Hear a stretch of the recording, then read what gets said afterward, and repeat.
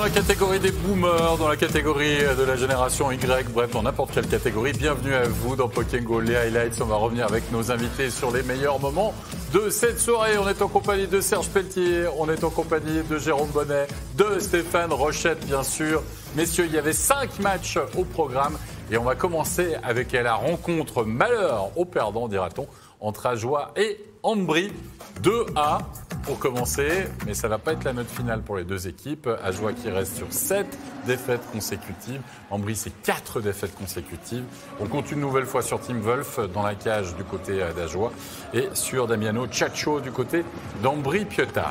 Ajoie qui va bien rentrer dans cette partie, qui va dominer les débats, qui va même toucher du poteau. À la 16e minute de jeu, c'est Guillaume Asselin qui va toucher les montants de la cage. Léventine, ça aurait déjà pu faire 1-0, mais ça n'a pas été le cas. Il faudra attendre quelques minutes de plus, une de plus pour être exact, pour voir l'ouverture du score signée par le HC Ajoie. Et Romanenghi qui va aller marquer. Et Stéphane, t'admirais et tu t'appréciais la passe de Rorba. Alors, la passe de Rorba était... Le timing de la passe, c'était parce que son allié partait sur le fly. S'il lui donne pas le pas, qu'il y a hors-jeu, passe levée juste au bon moment. Regardez, hop, tac. Il l'a glissé levé ou il l'a glissé entre les patins et la canne du défenseur. C'était très bien exécuté. Puis la fin de finale, chapeau. Et on va voir ensuite peut-être ce qui est le tournant déjà du match, Serge, puisque Ajoie va bénéficier d'une supériorité numérique, a donc une grosse occasion de marquer le deuxième et va se faire contrer à la ligne bleue. Pestoni et Reguin, c'est pas mal non plus pour l'égalisation. Oui, effectivement. Pestoni qui coupe le jeu à la ligne bleue et puis tout de suite il descend 2 contre 1 accompagné de son compatriote Reguin et puis belle exécution à 2 contre 1 de Léventin. Ouais, mais ça, c'est un but qui fait mal, hein, franchement, Jérôme. Okay, oui. Parce que ça peut être 2-0 finalement après 20 minutes. Bien sûr, oui. Ajoie joue chez eux. Hein, ils sont, ce serait pas la première fois qu'ils créent la surprise chez eux. Malheureusement, il y a une mauvaise exécution avec 2 joueurs qui sont capables d'aller mettre un peu qu'au fond. Ouais, et le deuxième tiers va virer au cauchemar pour Ajoie qui va encaisser 2 réussites. Inchir, tout d'abord, qui va donner pour la première fois l'avantage à Ambry Piotta. On a la 28e minute de jeu.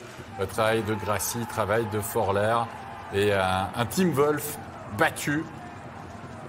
Un Team Wolf qui redevient un peu humain, hein, non ?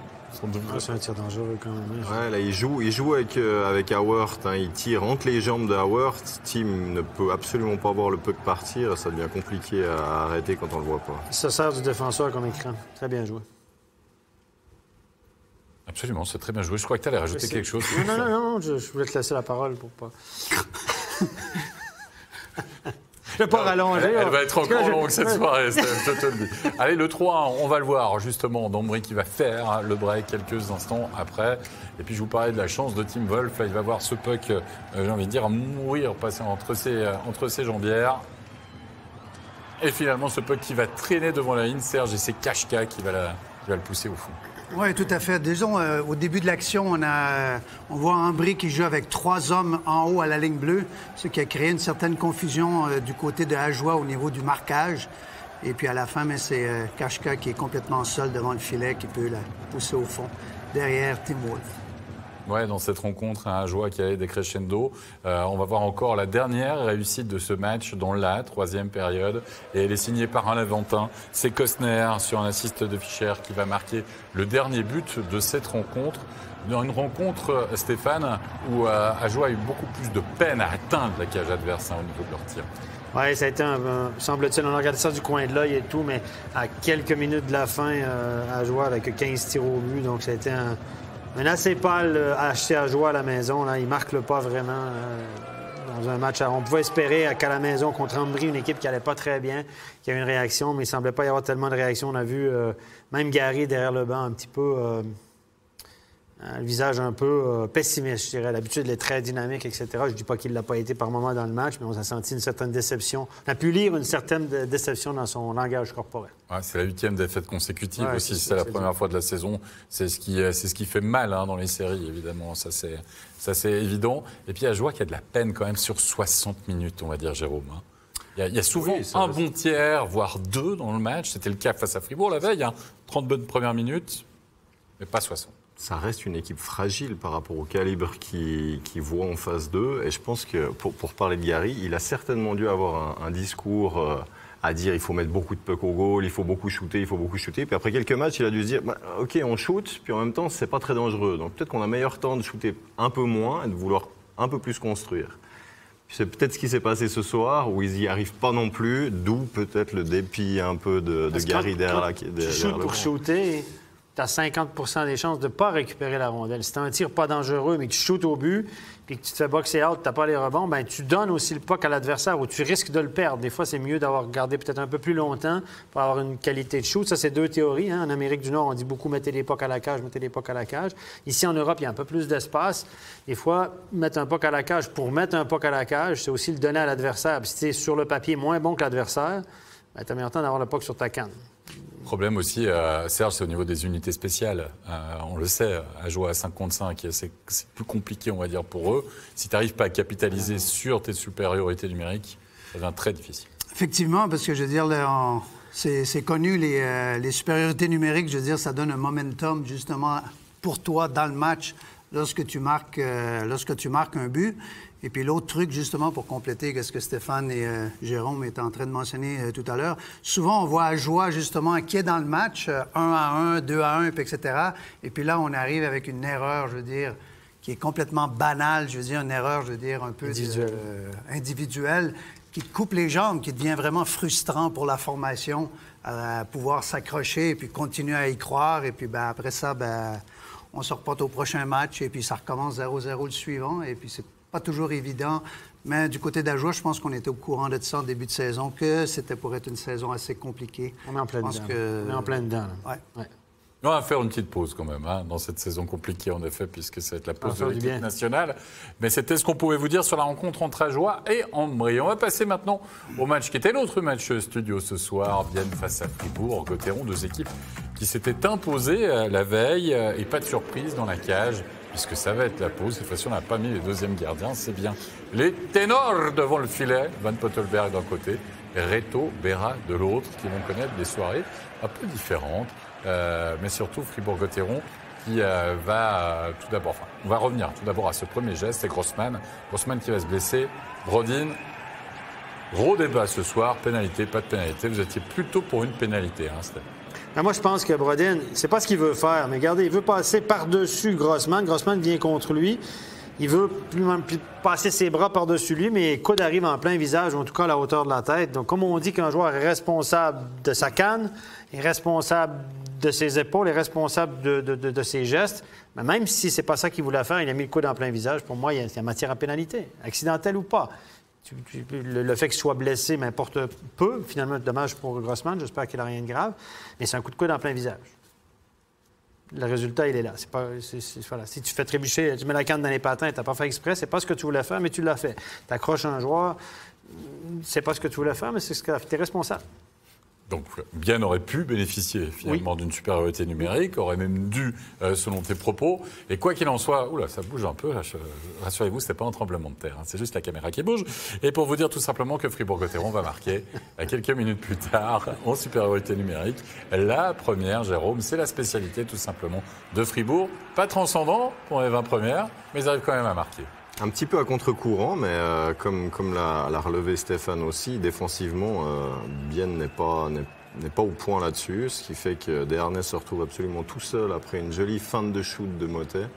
Grosse erreur défensive. Il a offert et puis Salinen se sont retrouvés du même côté de la glace à 4.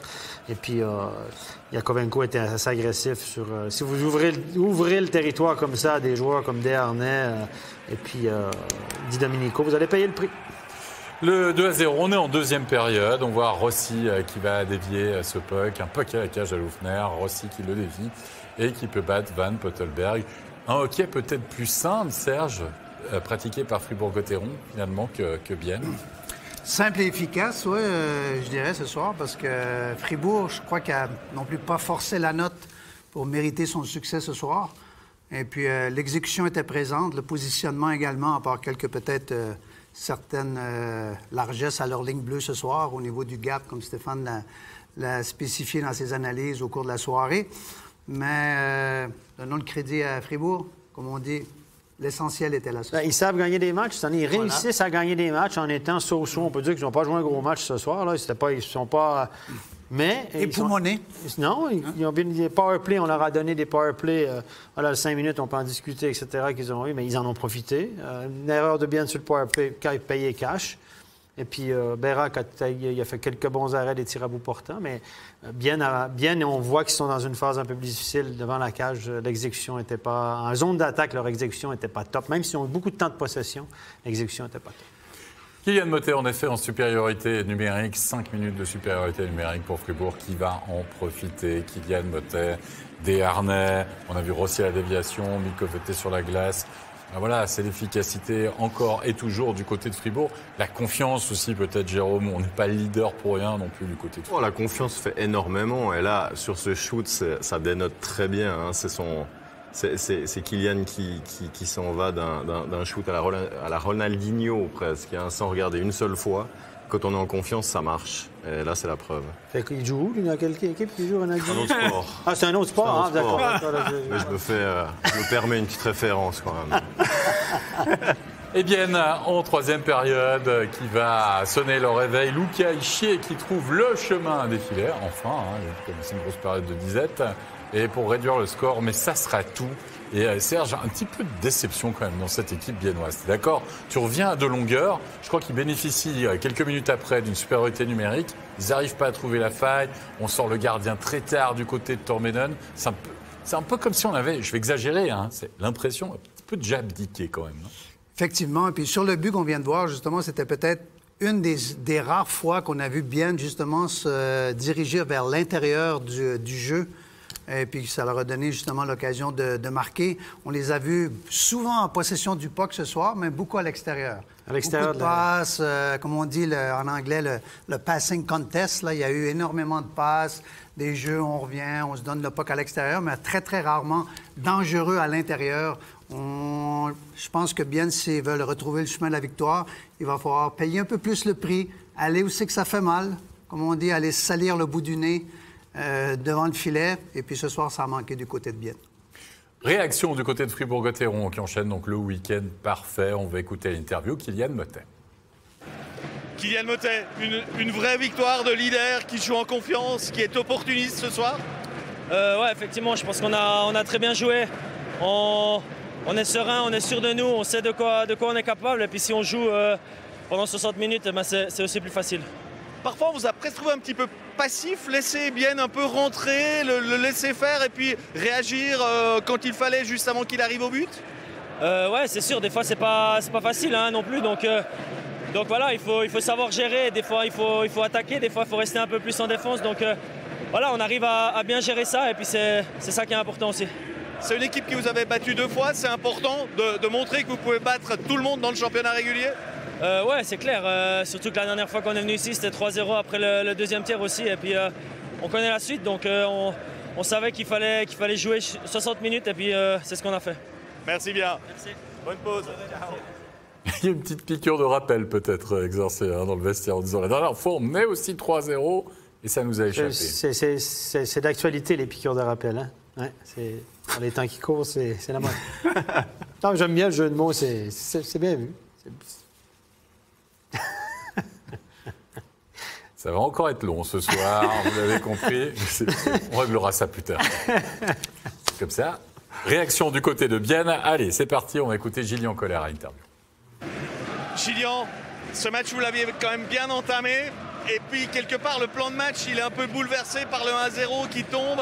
Et après, tout a été un peu plus compliqué. Ouais, je pense qu'on était bien dans le rythme au début de match. Ensuite, on a pris ce but qui nous a un peu coupé ce rythme. Mais après, je pense, dans l'ensemble, on a trop de pénalités. On doit travailler là-dessus. Puis si on arrive à réduire ça, on peut faire des choses bien meilleures. Situation spéciale, vous encaissez 2 buts et en même temps, vous n'êtes pas vraiment dangereux. C'est un gros souci actuellement du HC Bienne. Ouais, comme j'ai dit, je pense que c'est quelque chose qu'on doit travailler. Autant le power play que le box play. Mais comme j'ai dit, ça commence avec l'attitude. Si on prend moins de pénalités, on leur donne beaucoup moins d'occasions et c'est un tout à la fin. Merci bien. Voilà pour cette réaction du côté de Bienne. Messieurs, on va continuer avec les clubs bernois. On parlait maintenant du CP Berne. Berne qui recevait Davos gros week-end après avoir perdu à Zug. C'était la 4e défaite consécutive. Et puis du côté de Davos, l'attraction, c'est le nouveau venu, Christian Pospisil, qui remplace donc Bremé, blessé pour de longues semaines. C'est un international slovaque de 25 ans et a joué du côté de la Finlande, à Lukko. Et puis Sen dans la cage du côté de Davos va connaître un début de match terrible avec cette ouverture du score dès la 3e minute. Jérôme, c'est Bader qui va ouvrir le score de 1-0. Ouais, pas beaucoup de discussions à avoir là-dessus. Peut-être qu'il a été un petit peu... Faut pas prendre ce but-là. Non, à mon avis, il doit pas le prendre. Est-ce qu'il a été gêné par le joueur qui allait bloquer le shoot qu'il l'a pas fait? Je sais pas. Ça reste un goal à éviter. Kaoun qui va marquer le deuxième, 2-0 après 14 minutes de jeu. C'est 3 contre 2, visiblement, même 3 contre 1. 3 contre 2 avec un gars qui passe en cours. Bon, ça, ce tir-là, Ça, c'est autre chose. Ça, c'est un autre niveau. Mais le premier, ils doivent clairement pas le prendre. Je suis d'accord avec toi, mais il a un déplacement, il fait un peu... Il est décentré. Il a fait un déplacement un peu bizarre, non? Oui. Oui. Mais est-ce qu'il n'enlève pas la qualité du shoot quand même? Oui, non, la qualité du shoot y est. C'est une belle entrée de zone avec un joueur, le F2, qui balaye la canne. On en parlait du défenseur pour avoir la passe en travers. Mais Sen, on l'a essayé au début de l'année, ça n'a pas marché. L'équipe ne fonctionnait pas. On a mis Eschliman, on s'est mis à gagner. Mais de temps en temps, on va être gentil avec lui. On lui a donné un match, mais ça ne marche pas. Non, on ne lui a pas donné un match, on lui a donné un tiers, Stéphane. C'est ça. Parce qu'après, on l'a changé. Du coup, c'est Eschliman qui se retrouve dans la cage du côté de Davos. Et selon Serge, lui, il faut faire all-in sur Eschliman. Si vous avez un petit peu d'argent à mettre sur un gardien, il faut le faire. Et puis même, je pense qu'il est même près d'une convocation avec l'équipe nationale. Ah oui. Ouais. La réduction du score, Davos qui se réveille en deuxième période, c'est Simic qui va marquer, assist de Stransky et de Nygren.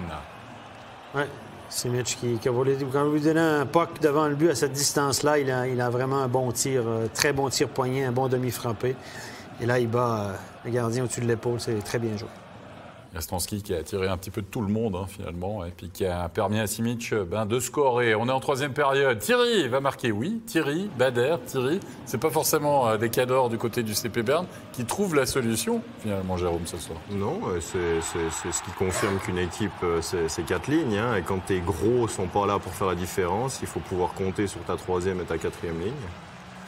Et là, ils le font ce soir. Le tir était précis.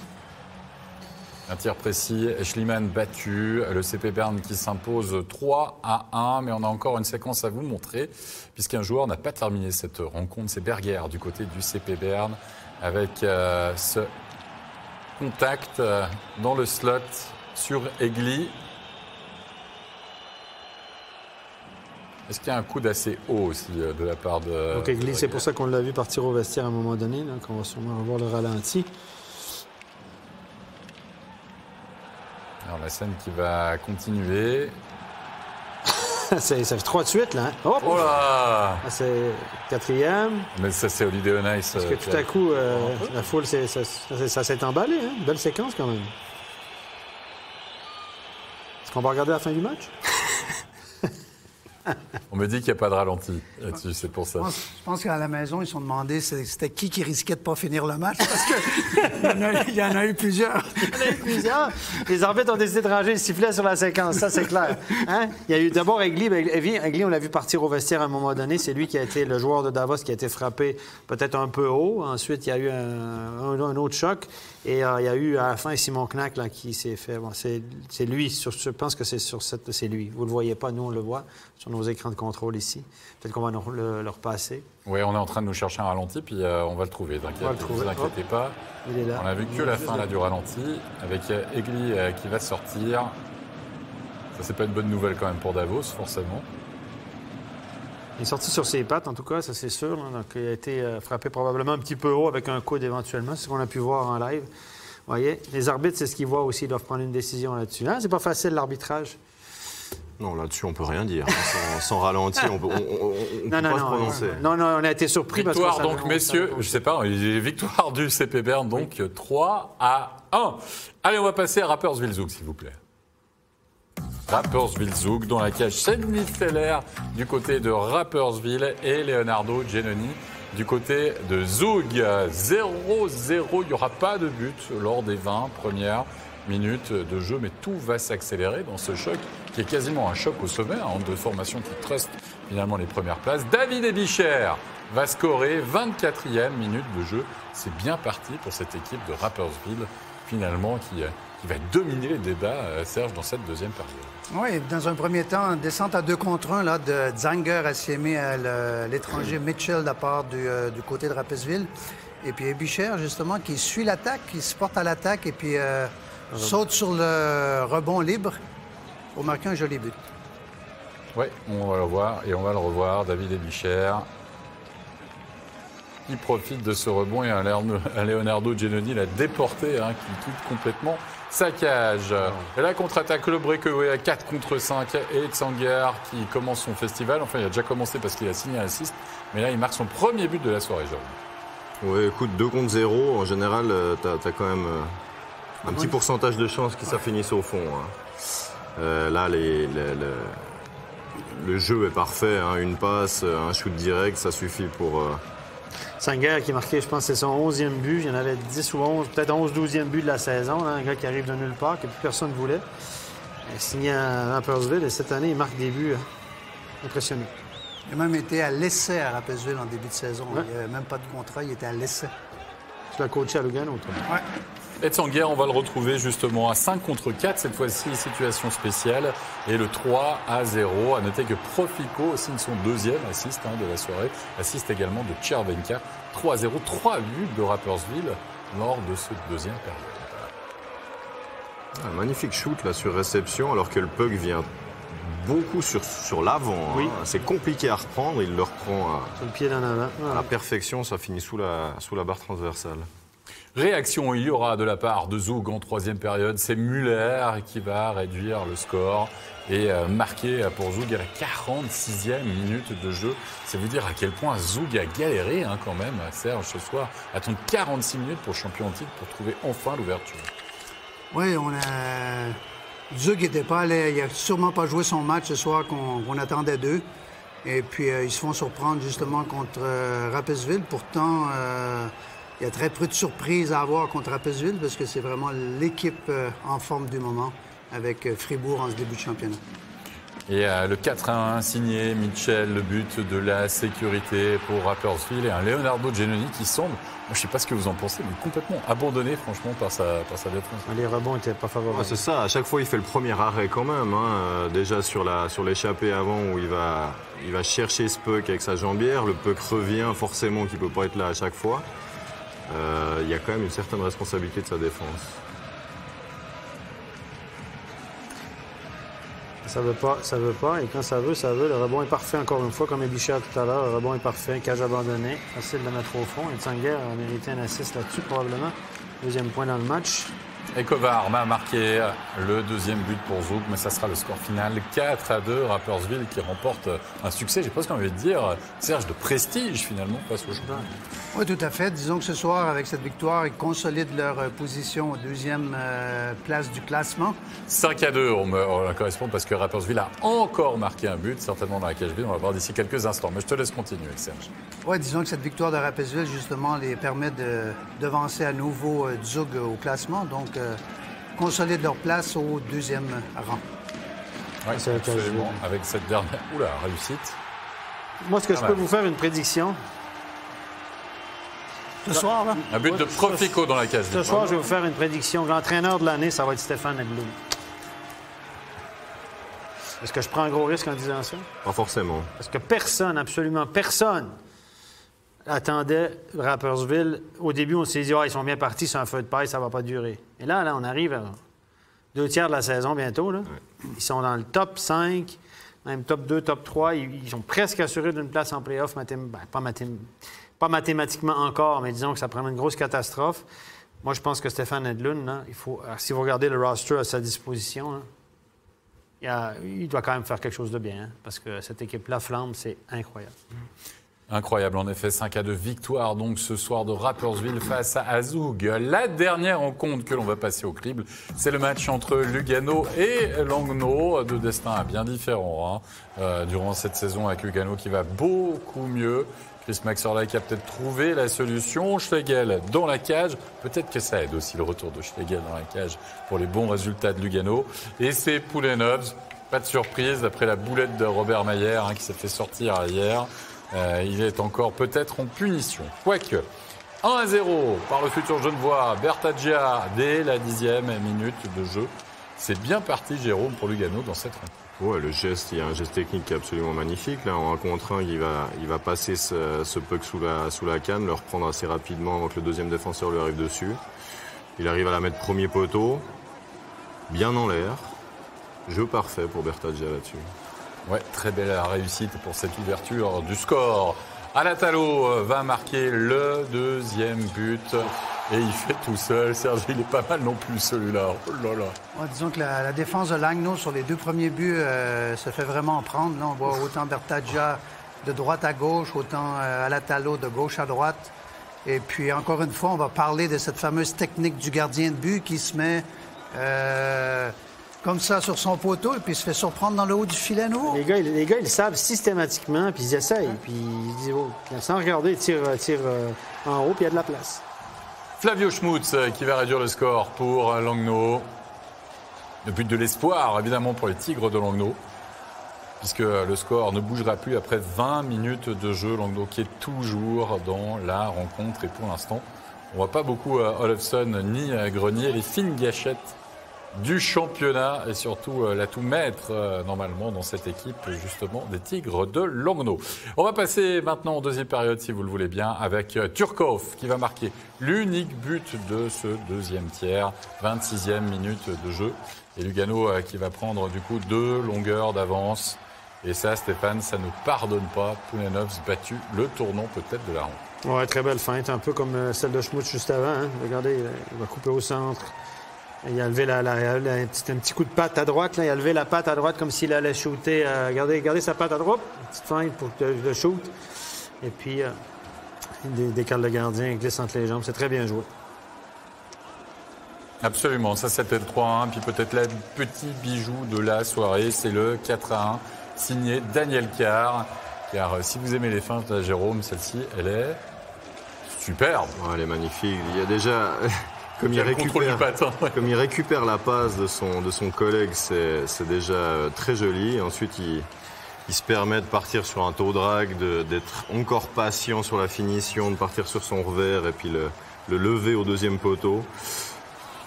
Il y a certainement une erreur de timing de la part de Langnau. Normalement, on ne peut vraiment pas enlever la beauté du geste. C'est magnifique. C'est sublime. Magnifique. Ils en ont 3 de pépites quasiment ce soir, Langnau. Lugano, pardon.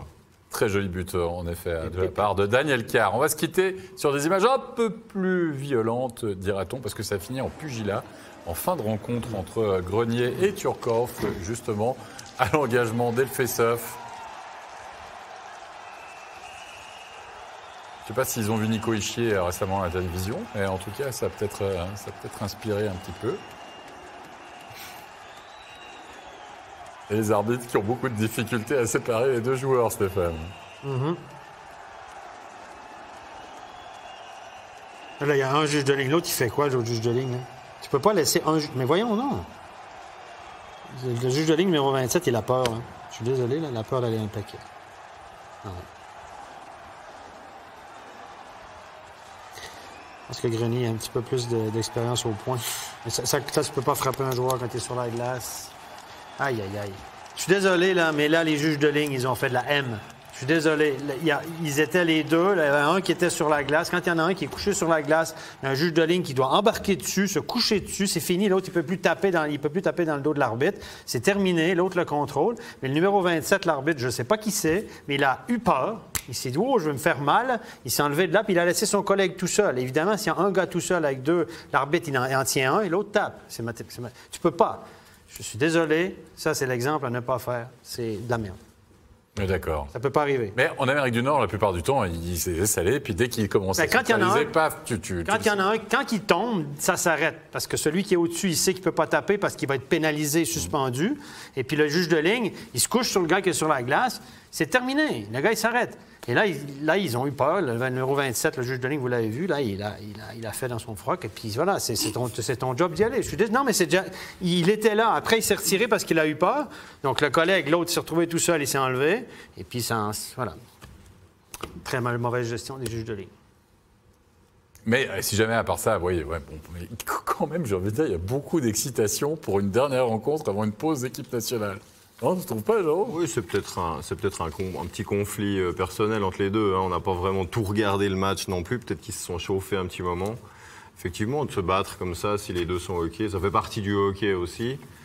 Ils sont tombés prématurément dans la bagarre où les arbitres auraient dû intervenir. Ils n'ont pas réussi. Après, les deux se sont relevés. Ils sont repartis de plus belle. Puis, alors, après c'est fini. Après, maintenant qu'il y en a un juge le juge de ligne qui était tout seul, il s'est enlevé à juste titre. Ben là, allez-y.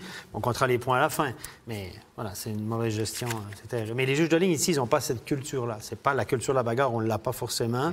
Et puis, j'ai souvent vu dans ma carrière des juges de ligne empoigner un joueur alors que l'autre, il se faisait taper. On a vu ça l'année passée avec Marty à Lausanne. Il se faisait tenir. Et puis, André Gatto, il a mis 2-3 coups de poing. On en avait parlé sur le plateau. Ça ne peut pas arriver. Serge, ton avis, justement, là-dessus? Bien, on voit au départ, justement, de l'action, Grenier qui gagne l'engagement et puis Turcotte qui arrive tout de suite avec un cross-check à la gorge sur Grenier. Donc, bien entendu, Grenier n'a pas trop aimé le geste de Turcotte. Donc, c'est pour ça que les gants sont tombés. Ça a commencé à se battre. Et puis, je suis assez d'accord avec Stéphane dans le sens que, ben voilà, il y a une bataille qui commence, une bagarre qui commence. Donc, les juges de ligne, déjà dans un premier temps, doivent se retirer, laisser les belligérants, comme on les appelle, régler leur contentieux. Et puis, suite à ça, bien, normalement, les deux juges de ligne doivent avoir le discernement que lorsque les deux bagarreurs commence à avoir un peu de fatigue dans la bagarre. Alors là, c'est le moment d'intervenir les deux ensemble. Et puis après ça, il n'y a plus rien qui arrive. Parce que là, ça devenait dangereux. Il y en a un qui tombe, l'autre lui tape dessus. Là, c'est le suivant qui tombe, qui lui tape dessus. Un juge de ligne qui se fait tapocher un peu le côté du casque. Ouais, c'est... Et puis là, on est dans le village d'Astérix, quoi. 2 minutes plus tard, tout le monde se saute dessus, et puis ça dure un long moment. On a compris, mais voilà, on voulait montrer cette séquence. Oui, Stéphane. De temps en temps, c'est sympa d'avoir... C'est pour ça que souvent, on cherche, la Ligue, la direction des arbitres cherche des juges de ligne avec des gros gabarits ou avec une certaine force physique pour intervenir, parce que là, c'est deux petits cradets, deux gars... Pas qui n'ont pas des gros gabarits, qui ne sont pas très grands, très costauds. Et quand vous avez deux... parce que Turcotte et Grenier, c'est deux gros hommes. C'est compliqué d'intervenir et puis de les maîtriser, etc. Si vous regardez en NHL, les juges de ligne, souvent, ils sont plus grands que les joueurs. C'est des pièces d'hommes. Mais on sait enfin pourquoi, du coup, tu as fait arbitre et non pas juge exactement, de ligne. Exactement. J'étais principal parce que moi... Allez, on va récapituler. Oui, on est reparti pour 20 minutes d'anecdotes. Allez, c'est parti pour les résultats de cette soirée. T'es ingérable ce soir, Stéphane. Ingérable. Allez, c'est parti. Les résultats, les voici, les voilà. Il y avait 5 matchs. La victoire d'Ombrie, on l'a vu face à Ajoie 4-1. Le succès de Berne 3-1 face à Davos. Même score pour Fribourg-Gotteron du côté de Bienne. Rapperswil qui bat Zug 5-2. Et la victoire, on vient de le voir, de Lugano face à Langnau. Au niveau du classement, Fribourg-Gotteron reste leader et finit leader avant la pause, donc vous l'avez compris, de décembre. On retrouve Rapperswil, deuxième, 2 matchs de plus, certes, face à Zug, qu'ils ont battu donc ce soir. Davos reste quatrième, Bienne 5e, Zurich 6e et Ajoie toujours dernier avec 18 petits points. La soirée n'est pas encore terminée. Vous avez vu le classement, vous avez vu le nombre de points des équipes de tête. On va y revenir d'ici quelques instants. Dans le talk, on va parler de 4 équipes qui peuvent atteindre, voire dépasser justement la barre des 100 points. Chose assez incroyable dans notre championnat. On va en parler d'ici quelques instants avec nos invités. Ça sera dans le talk. Et c'était 3-4 minutes environ, même pas. À tout de suite.